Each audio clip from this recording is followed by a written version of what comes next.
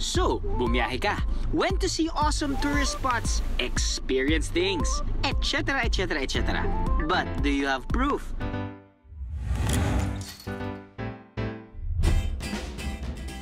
Oh, pictures! Lovely!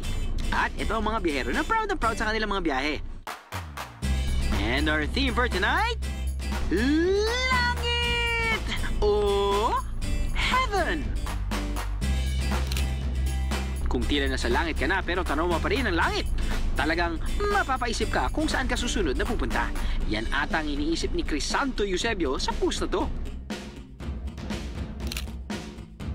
Natigilan naman si Arnold Exconde dahil tila lumulutang siya sa tubig na halos kapatay na ang langit.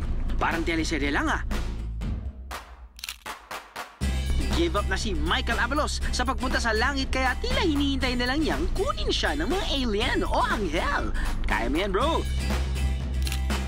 At simpleng thumbs up lang sabi ni Nico Lapitan sa Mount Giting-Giting dahil malapit na niyang maabot ang langit. Ang saya naman ng mga bero. For our next team, underwater photos naman. Gandahan nyo ha, para bongga! Mga biyahero, did you miss an episode? Or should I say, bitin pa ba kayo sa episode na yun? Don't you worry.